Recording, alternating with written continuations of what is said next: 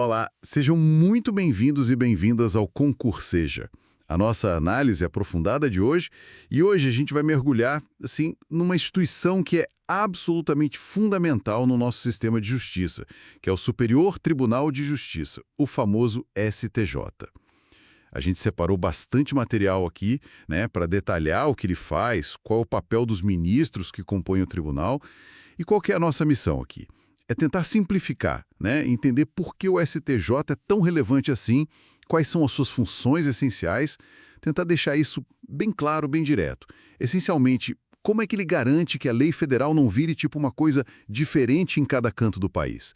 Bom, vamos tentar desvendar isso juntos. Olha, para começar, é importante dizer que o STJ, ele foi criado pela Constituição Federal de 88, né? Ele está ali no topo da estrutura da Justiça Comum, logo abaixo do Supremo Tribunal Federal, o STF.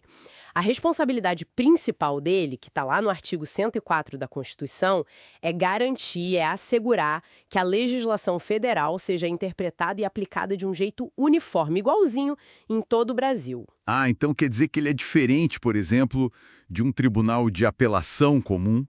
Ele não vai ficar reexaminando fatos, provas de um caso como regra geral. O foco dele é mesmo a lei federal. Exatamente. O foco primordial é a interpretação da lei federal. Ele não é, assim, uma terceira instância para rediscutir tudo o que aconteceu no processo, sabe? Essa função de uniformizar a interpretação se manifesta principalmente no julgamento do chamado recurso especial. Certo, recurso especial. Isso. Esse recurso serve justamente para quê? Para corrigir decisões de tribunais inferiores, tipo Tribunais de Justiça dos Estados ou os TRFs, que possam ter contrariado uma lei federal ou então que tenham dado uma interpretação para essa lei que seja diferente da interpretação dada por outro tribunal. Entendi. O objetivo final é esse: evitar que a mesmíssima lei tenha significados diferentes dependendo da região do país. Imagina a confusão, né? Nossa, total. Segurança jurídica zero, né? E quem são as pessoas que têm essa tarefa tão crucial nas mãos? A Constituição fala que tem que ter, no mínimo, 33 ministros, é isso? Correto, no mínimo 33, e a origem desses ministros ela é dividida de uma forma bem pensada para garantir uma certa representatividade de diferentes áreas do mundo jurídico. Como assim? De onde eles vêm? É assim, ó. Um terço das vagas é destinado a juízes que vêm dos tribunais regionais federais, os TRFs. Ok, um terço da Justiça Federal. Isso. Outro terço é composto por desembargadores dos tribunais de justiça, os TJs, dos estados e do Distrito Federal. Certo, um terço da Justiça Estadual. Exatamente. E o terço que falta, o último terço, ele é preenchido de forma alternada, ora por advogados, ora por membros do Ministério Público. Alternado? Como funciona isso? Uma vaga vai para a advocacia, a próxima vai para o Ministério Público, a seguinte para a advocacia de novo e assim por diante. Tanto os advogados quanto os membros do MP precisam ter mais de 10 anos de carreira, de prática jurídica comprovada e, claro, notório saber jurídico e reputação ilibada. Entendi. Uma mistura interessante, né? Magistrados de carreira federal e estadual e também gente que vem da advocacia e do Ministério Público. Sim, a ideia é trazer diferentes visões e experiências para dentro do tribunal. E o caminho para chegar lá, para se tornar ministro do STJ, parece algo bem estruturado, né? Como é que funciona essa seleção na prática? É um processo com várias fases e bem rigoroso, viu? Não é simples, não. Imagino. Para as vagas que são da magistratura, tanto federal quanto estadual, é o próprio STJ que forma listas tríplices, ou seja, ele seleciona 3 nomes para cada vaga. O próprio tribunal indica os colegas. Basicamente, sim.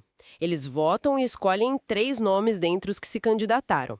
Já para as vagas da advocacia e do Ministério Público, o processo começa um pouco antes. Sim. As entidades representativas, que são a Ordem dos Advogados do Brasil, a OAB, no caso dos advogados, e os conselhos superiores do Ministério Público Federal ou dos MPs estaduais, no caso dos promotores e procuradores, eles formam listas com 6 nomes cada, as chamadas listas sextuplas. 6 nomes. Bastante gente. Sim, essas listas sextuplas são enviadas para o STJ.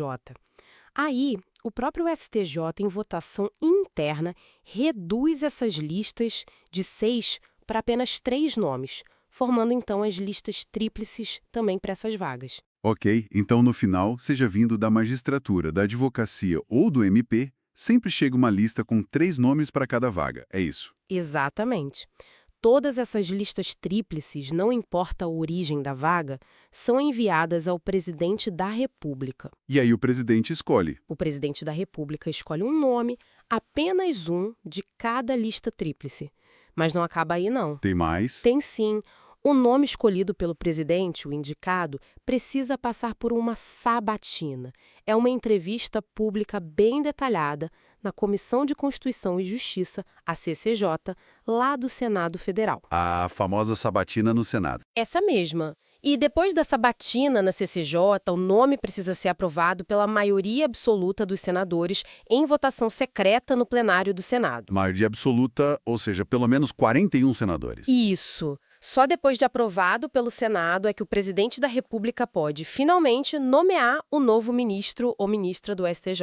Uau, realmente um processo longo e com vários filtros, né? Envolve o próprio judiciário, as entidades de classe, o presidente da República e o Senado Federal. Exatamente. É um sistema que busca equilibrar critérios técnicos e também políticos, né? Já que envolve escolhas do Executivo e aprovação do Legislativo. Entendido esse processo de escolha. Agora, vamos ao que interessa mais para o dia a dia, talvez. O que esses ministros fazem concretamente? A gente sabe que o artigo 105 da Constituição detalha as competências do STJ. O que se destaca ali? Bom, a principal atividade, claro, é a jurisdicional, ou seja, julgar processos. É o coração do trabalho deles. E aí tem algumas competências que são chave. Tipo, Primeiro, como a gente já falou bastante, julgar o recurso especial, né? Que está lá no inciso 3 do artigo 105. Essa é a ferramenta principal para a missão de uniformizar a interpretação da lei federal. É o carro-chefe, digamos assim. certo, o recurso especial para uniformizar a lei federal. O que mais? O STJ também tem a competência para processar e julgar originariamente, ou seja, o processo já começa lá, alguns casos bem específicos.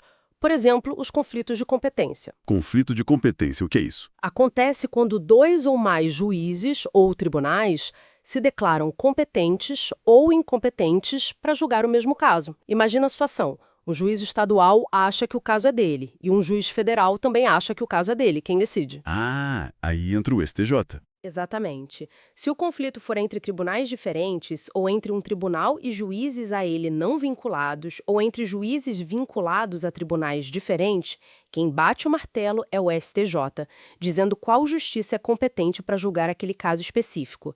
Isso evita que o processo fique parado ou que tenha 2 decisões sobre a mesma coisa. Faz sentido. Organiza o sistema, né? Sim.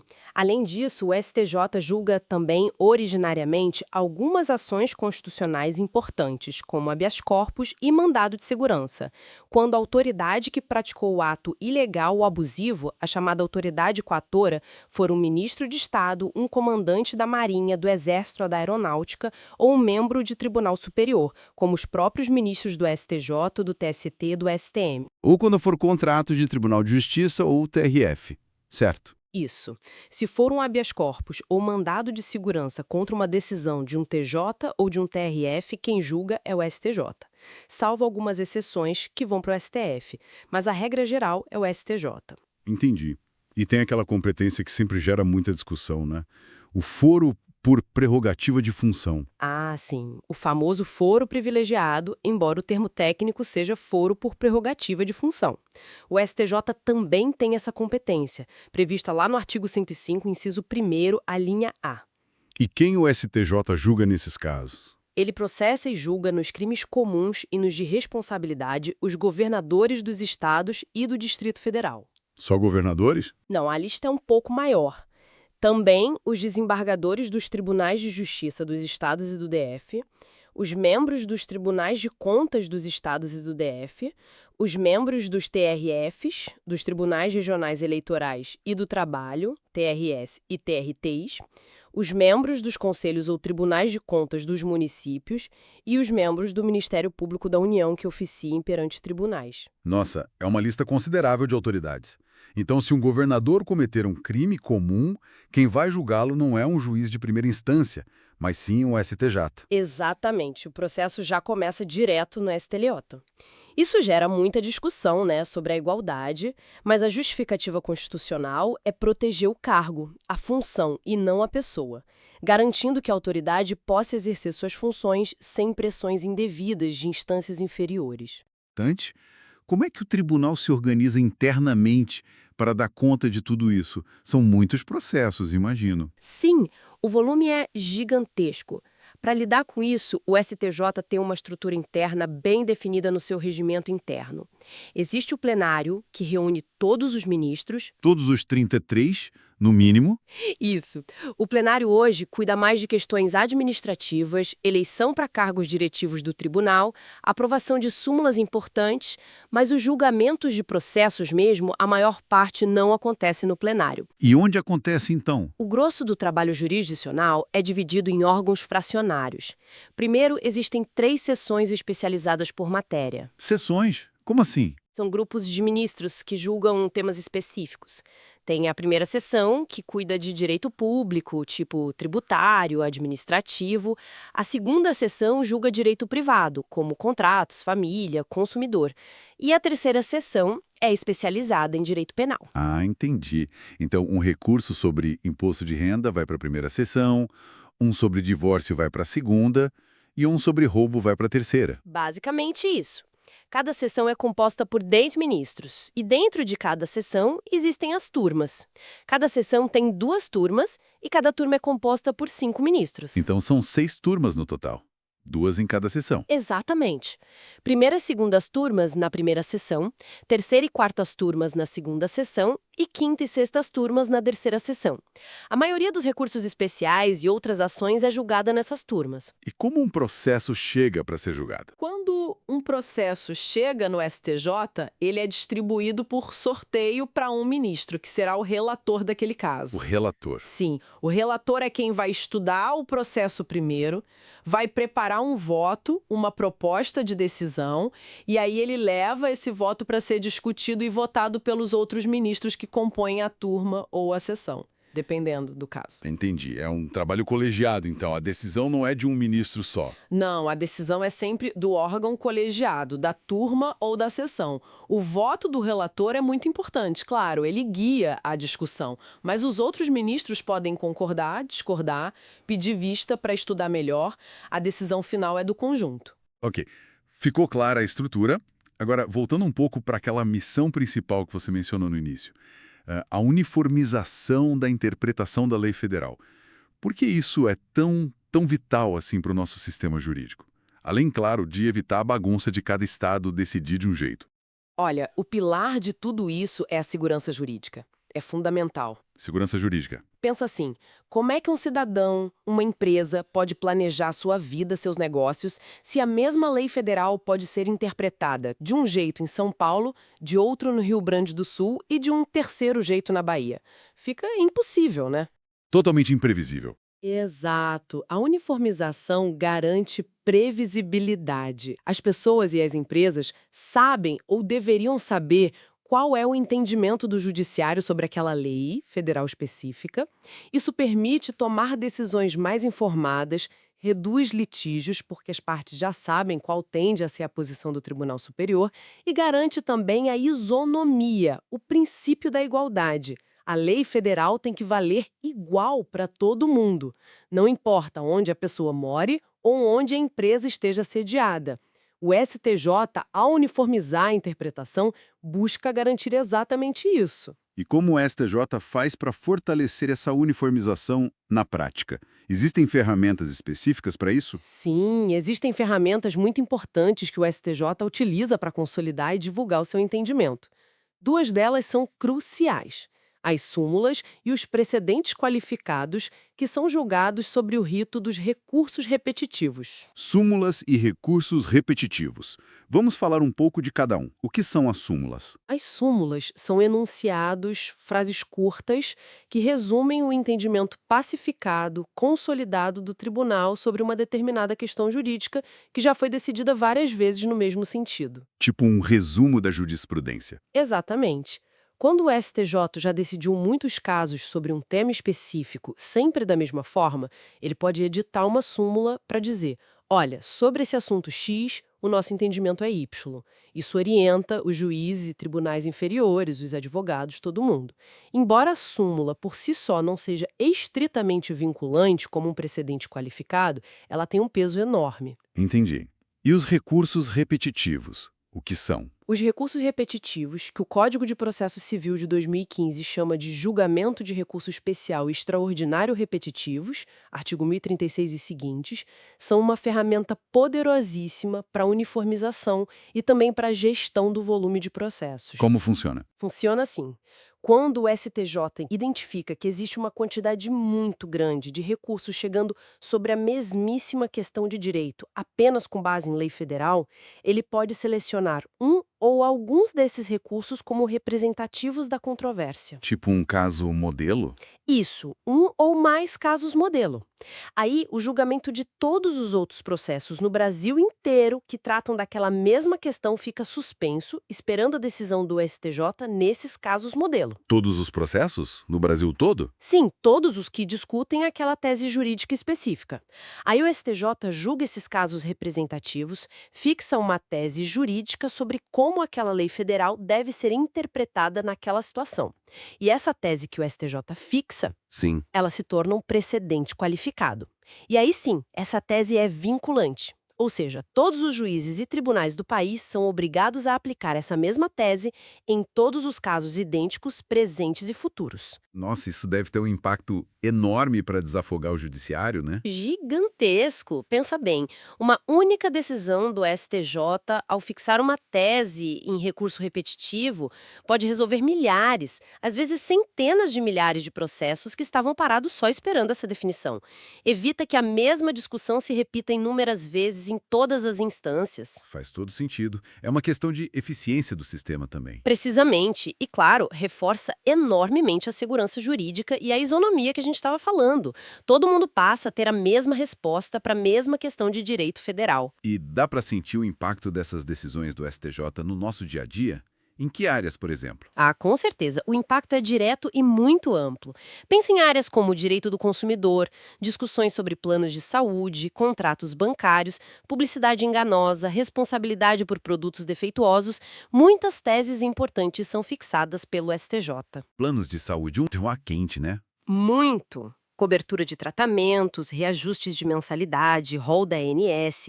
O STJ decide muita coisa aí. Mas também em direito de família, guarda de filhos, pensão alimentícia, partilha de bens, direito imobiliário, contratos de compra e venda, aluguel, direito tributário para as empresas e cidadãos, responsabilidade civil, indenizações por danos morais, acidentes, direito penal, interpretação de tipos penais, dosimetria da pena. Enfim, a atuação do STJ molda o entendimento e a aplicação da lei federal em quase todas as áreas da vida. É realmente muito abrangente. Mas tem um ponto importante para a gente não confundir, né? A relação e a diferença entre o STJ e o STF, o Supremo Tribunal Federal. Fundamental essa distinção. Muita gente confunde. Acha que o STJ é só uma instância abaixo do STF e que ambos fazem mais ou menos a mesma coisa, mas não é bem assim. Qual a diferença-chave, então? A diferença-chave está na matéria que cada um julga. Como a gente viu, a competência principal do STJ é garantir a interpretação uniforme da lei federal, da legislação infraconstitucional. Infraconstitucional, ou seja, que está abaixo da Constituição. Exato. Leis complementares, leis ordinárias, decretos, portarias federais. Se a discussão é sobre como aplicar ou interpretar uma dessas normas federais, a última palavra na justiça comum é do STJ, através do recurso especial. Já o Supremo Tribunal Federal, o STF, ele é guardião da Constituição. A competência principal dele é resolver questões que envolvam violação direta da Constituição Federal. Ah, então se a briga é sobre a Constituição, aí é com o STF. Isso. A ferramenta principal para levar uma questão constitucional ao STF é o recurso extraordinário, previsto lá no artigo 102 da Constituição. Então, simplificando muito, se uma decisão de um tribunal local aplicou mal uma lei federal, cabe recurso especial para o STJ. Se essa decisão violou diretamente um artigo da Constituição ou se a própria lei federal que foi aplicada é inconstitucional, aí cabe recurso extraordinário para o STF. Entendi. São níveis diferentes de discussão. Um focado na lei federal, outro focado na Constituição. Exatamente, são funções distintas, mas que se complementam dentro do nosso sistema de justiça. Ambas são essenciais. Não existe uma hierarquia direta no sentido de que toda decisão do STJ pode ser revista pelo STF. Só vai para o STF se houver uma questão constitucional envolvida naquela decisão do STJ. Caso contrário, a decisão do STJ sobre a lei federal é a final. Fica bem mais claro agora. É fascinante perceber como essa estrutura toda complexa com STJ, STF, justiças estaduais, federais, foi desenhada para tentar garantir a coerência da aplicação das leis, tanto federais quanto a Constituição, num país tão grande e diverso como o Brasil, né? O STJ realmente parece ser uma peça central nesse mecanismo. Sem dúvida nenhuma, ele desempenha um papel absolutamente crucial para a estabilidade e a previsibilidade do nosso ordenamento jurídico, especialmente no que diz respeito à legislação federal, que é vastíssima. Com certeza. E isso tudo que a gente conversou acho que nos deixa com uma reflexão importante para o final, né? Qual seria? Diante desse volume cada vez maior de processos que a gente sabe que existe, a tal da judicialização crescente, e também com a velocidade que as transformações sociais e tecnológicas acontecem hoje. Sim, os desafios são enormes. Como é que o STJ e os seus ministros podem continuar cumprindo essa missão tão essencial de uniformizar a interpretação da lei federal com eficiência, com agilidade, mas sem perder a qualidade, a justiça da decisão, como se adaptar aos desafios do futuro? É uma excelente questão. É o grande desafio, né? Como manter a coerência, segurança jurídica e, ao mesmo tempo, dar respostas em tempo razoável para a sociedade, incorporando as novas realidades, as novas tecnologias, os novos direitos que surgem. Fica aí a provocação para todos nós pensarmos. Como garantir que essa engrenagem tão importante continue funcionando bem nos próximos anos? Exatamente. Fica a reflexão. Bom, acho que conseguimos dar um panorama bem completo sobre o STJ hoje, né? Desde sua criação, composição e escolha dos ministros, suas principais funções, a importância da uniformização, as ferramentas como súmulas e repetitivos e a diferença para o STF. Sim, acho que cobrimos os pontos essenciais para entender o papel fundamental do Superior Tribunal de Justiça. Maravilha. Então, quero agradecer demais a sua participação, foi uma conversa muito esclarecedora. Eu que agradeço o convite. Foi um prazer discutir um tema tão relevante. E para quem nos acompanhou até aqui no Concurseja, muito obrigado pela atenção. Esperamos que essa análise ajude nos seus estudos e na sua compreensão do nosso sistema de justiça. Não deixem de conferir os outros conteúdos e cursos disponíveis aqui no canal Concurseja. Temos muito material preparado para ajudar na sua jornada de aprendizado. Fiquem ligados nas próximas aulas e análises. Um grande abraço e até a próxima.